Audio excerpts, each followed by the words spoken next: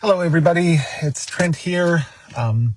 As you can see, I am not at my desk in my world headquarters, also known as my basement. Today, I decided I was booked in to take a group of people into Dawson Creek. One of the things that I do is, as a volunteer in town, is drive for TR Cares. And what we do basically is for people who either don't have licenses, who are not comfortable driving in the winter, who are otherwise injured or not otherwise able to get into medical appointments in Dawson Creek and or Fort St. John. So I'm doing that now because I figured that taking a few hours away from this event would kind of help me process. I don't know that it has. I've, you know, this every 5 or 10 minutes. There's a whole bunch of stuff happening. There was a moment of silence at noon that I missed because, of course, I was driving here. But I did want to kind of talk about some things. The first thing that I wanted to talk about was Northern Health is going to be doing a shuttle service from Tumbler Ridge into Dawson Creek. That was something that came out of Premier Eby's presentation yesterday, which I posted on the page, but if people didn't watch it, that was one of the things that he said. I do not have specifics on that yet. I know that there's been a news story or two published. I went to see if I had got anything from Northern Health, but right now I've got like 150 messages and I didn't see it. So, but just so you know, there will be Northern Health will be running from Tumbler Ridge to Dawson Creek for people who have. I'm extrapolating here, but this is what I think. If you need an ambulance, you take an ambulance from Tumbler Ridge to Dawson Creek. If you have made a doctor's appointment and you don't have the ability to drive in yourself, you catch a ride with TR Cares as long as it's during the hours, during daylight hours and during the week. And then this other service will be sort of somewhere between there where it's not quite, you need to get into the hospital as part of an emergency, but you need to get into Dawson Creek. I will get those details to you in more detail. That's redundancy is redundant. I will get that to you when I have more details. I will fill that in. Okay. Having said that, TR Cares also just like 5 minutes before that, Northern Health made that announcement, TR Cares decided that they were going to be extending service 7 days a week as well. So I said earlier it was midweek. Now, if you do need to get into Dawson Creek or Fort St. John or even Chetwynd to catch the BC the Northern Health connections, you can call the us TR Cares. I've got a number. You would think I would know it off the top of my head. It's on the side of the van. I can take a look outside and see, but I won't do that. If you need it, I would say post something on this, but I've been getting so many comments and questions and things. I said that my email, I've got like 150, and I've been spending hours and hours going through and trying to, talk to journalists and, people who are just sending their prayers, people who are sending good wishes, people who have been through this before and are sending advice. I had a person from Fort Mac, who was working as a reporter during the Fort Mac fires a few years back, and he offered some advice. It was. I'll tell you about that later. But anyway, so that was the van. Vigil. There was a vigil last night that I think everybody in town was at. It was amazing. There is going to be a vigil tonight. I'm told it's going to be on the steps of Town Hall. So if you were one of the very few who were unable to make it last night, please just, we'll see you there tonight, basically. Um, Donation. Sorry, I have to write these down because I keep seeing things that I'm like, I need to talk about that. And as soon as I see a new thing, everything goes out the head. That is partially ADHD brain. That's partially I'm still running with like this much bandwidth. So I'm having a tough time processing things and working through things. So, but the vigil is tonight round about 6 o'clock on at the steps of Municipal Hall. Uh, Donation. That was going to be my next thing. A couple of people came in from Grand Prairie and dropped off bags and bags of groceries and food and supplies. I don't know what all is there. My wife sent me some pictures, but they were mostly bags. So I don't know what's all in there, but she did say that some of the stuff is perishable. It's for the people, mostly for victims' families, but also for people who need just again don't have the bandwidth to be able to sit down and or go out and go shopping or make supper. There is food there. So don't go down there and just sort of go, oh, free for all, free food, yay. But at the same time, don't assume that just because you are not one of the families directly impacted that this is not for you. This is for the community. So there's that. I have posted links to a number of GoFundMe's. There's a lot of people who are worried about fake links. So the Johnny Malcolm Foundation have put together a list of all the verified GoFundMe to just getting notifications of all the verified GoFundMe's. There are people out there who will take and use tragedies to benefit themselves. And so there's the verified list is at the Johnny Malcolm Foundation website. That's johnnymalcolm.com. I would spell it for you, but I'd probably spell it wrong. So just do a search for Johnny Malcolm Foundation, Tumbler Ridge, and you can find a list of all the verified GoFundMe's. There's the one for Maya. There's the one for Paige. There's the TR Pack, and I've heard of a few others, but I have not gone there yet because I just dropped off my last patient or last passenger and drove 20 feet down the road and parked. So I don't know all the official ones. I will be posting a link to Johnny Malcolm Foundation on the website when I have time to, which will probably be tonight after the vigil. Today, in case you didn't hear, is actually a day of mourning for Tumbler Ridge. It was declared by the province. There was flags are at half-mast. And there was like I said earlier, a moment of silence at 12 o'clock. I think that was across the province. So there are more things happening, including in about 40 minutes, the BC throne speech. It was supposed to be the big throne speech welcoming all the members of the Legislative Assembly to the back to the BC Ledge and laying out the province's, here's what we're planning on doing for the updates.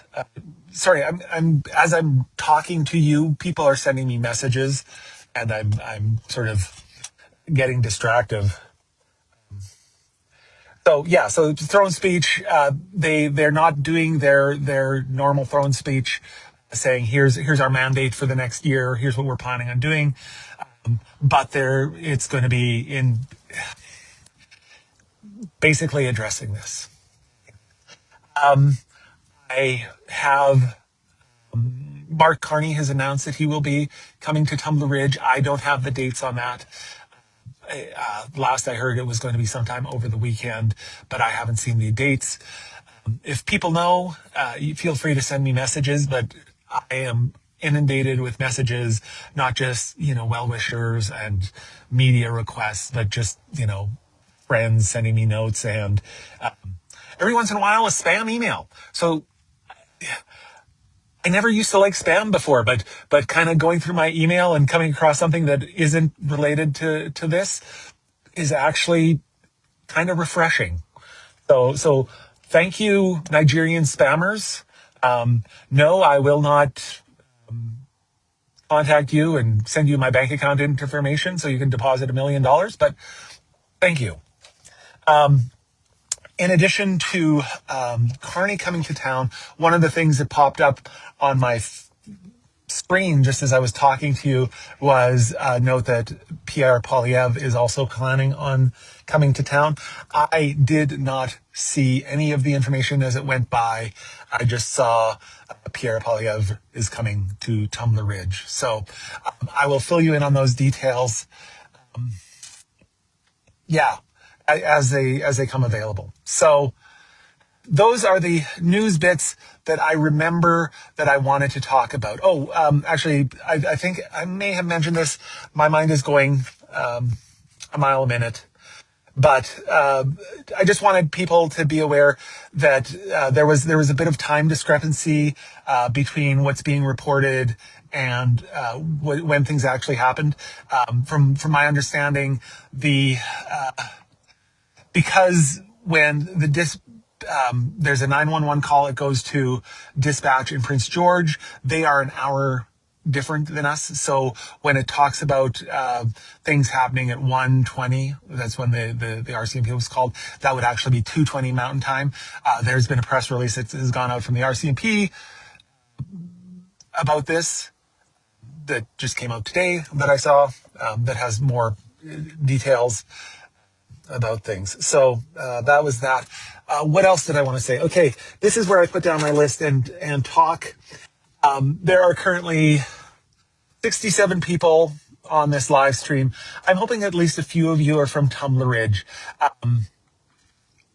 I am doing this because I want to maintain contact, communication with the people in town, but I am not Todd Maffin. I just posted a couple Todd Maffin. He's brilliant at, turning on his camera and talking to the camera for 5 minutes, 10 minutes. That's not who I am. What I want to start doing though is start talking to people in the community who are willing to talk to me. I don't want to, the furthest thing from my mind is to be going up into people's faces and just get right up in their grill and saying, so your child was killed. How does that make you feel? Well, how do you think it makes you feel? It makes you. So anyways, but I do want to start talking to people because communication is one of the things that you need to do to help the grieving process. Communication is one of the things that help you process things. So I'm hoping to start talking to people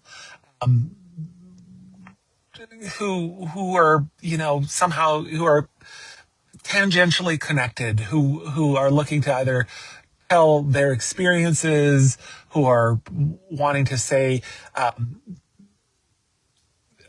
I don't even know fully right now what I'm hoping to. It could be some of the people who are starting some of the fundraisers and just talking to them about what their goal is, what the plans are, how things are going, and making it more than just me sitting here talking to you, because you know how some people talk because they love the sound of their own voice.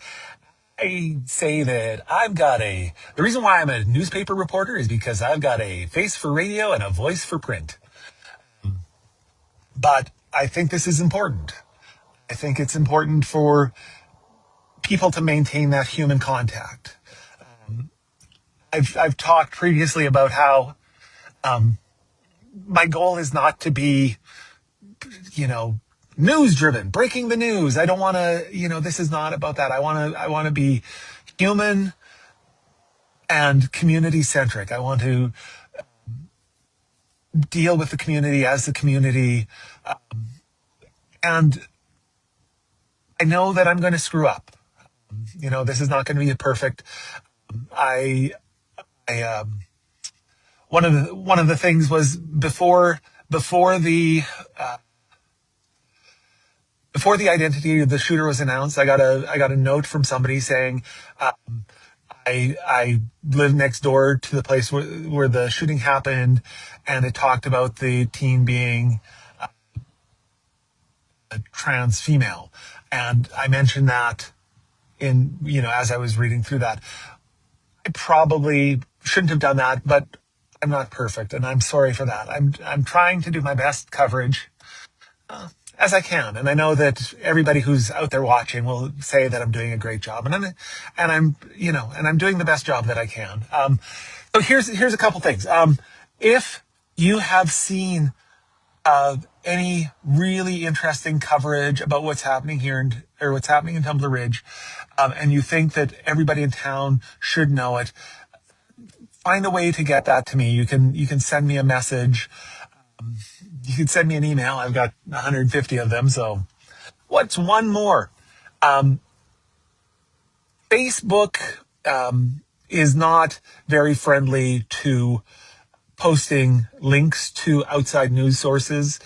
It's not very friendly to, you know, I wanted to. So one of the story time. David Beers is one of the editors at the Tyee, which is a newspaper out of Vancouver that covers provincial and the province, but also wider. They talk a lot about Alberta, and then less and less, but political issues from a left wing standpoint. Back when I was probably when the mines were closing, I had written some stuff for them about living in Tumbler Ridge, about the things that held me in this community. If somebody were to send me a note reminding, Lisa, if you're out there listening, send me a note reminding me that I promised to post a link to that story. But anyways, it was just about living in Tumbler Ridge after the mines had closed down and trying to survive in town. And anyways, he sent me a note saying, we're here to help you, and if you need any help, I even have a reporter who is willing to help you write stories if you need them. And I sent a note to him saying, one of the things that I don't have the mental bandwidth to deal with right now is the reaction that's happening around the fact that the shooter was transsexual, and was saying that would be something that would be interesting to cover. So he actually said, well, we've already got a story on that. So he sent me the link, but I can't post that link because they are a real news source, and I can't do that because of Facebook. So, some of you watching this might be thinking that, whatever. I'm not gonna. I'm trying. One of the things that I'm trying to do is avoid politicizing this. I want to, you know, I know news is supposed to be about news, but I'm a community newspaper, and it's about the community for me. So I don't want to, I'm trying to avoid, any of the really, big button topics. It's a school shooting. Oh, the shooter was transsexual. Oh, the long gun registration. Oh, this, oh, that. So I want to focus on the community, on the things that are happening, on how people are doing. I know that the answer to that is terrible. at least, for me. But yeah, so I'm currently avoiding the heavy political, like trying to, delve too deep into things. And maybe later, maybe once I've got some bandwidth, I will poke at some of these bigger issues. I've already, there's things in my head that are circling around and keep coming around as opposed to just sort of falling out when they get to the back. So that's basically what I wanted to tell you. But the big thing, other than the information about what's happening, and making sure that, if you can be at the vigil tonight in front of town hall, that would be lovely. If you can't, I understand that too. I had a I had somebody call me this morning saying, "Hey, we're out in front of this school. Can you come do an interview?" And I was like, this was just after somebody had sent me Facebook had surfaced the post from Abel's dad about his son, and I couldn't. So I know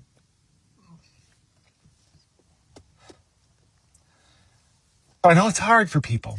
And I know last night was full of tears and wailing. I could hear some of the teens over uh,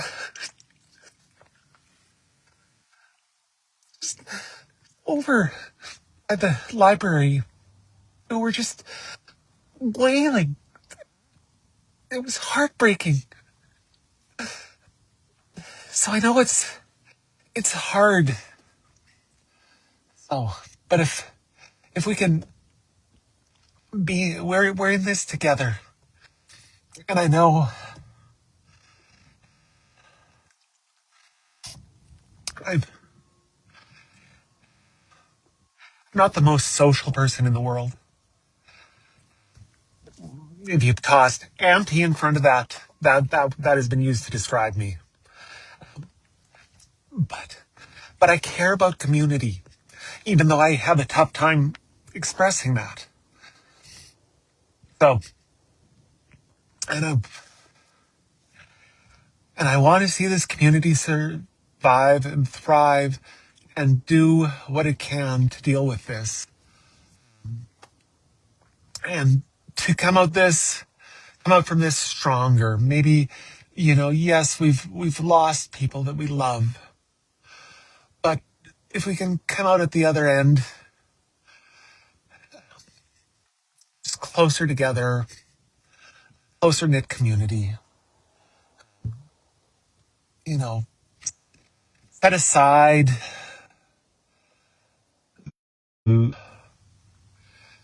Sorry, somebody called me there, and it kind of dropped the stream for a second. Anyways, I'm feeling better now, but my goal is to do what I can to help the community get through this and come out on the other side. Maybe not, how do you say it? Uh, to come out stronger, to come out more resilient. Yes, we've lost people that are very important and we will never be the same. But if we can come out being better, more loving, more kind, more accepting of each other, more neighborly, more willing to, and I'm going to quote Daryl here, more willing to go up and give somebody a hug.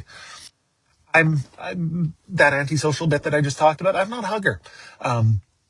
We did my band played in Dawson Creek, and people came up to shake my hand afterwards, and I pointed at Stu Bell, who plays bass with the band, and said, he's my emotional or my physical support contact being. Go shake his hand. But yesterday he was there, and I gave him a hug, and he sent me a note this morning saying how much he appreciated that. And yeah, and again, breaks me.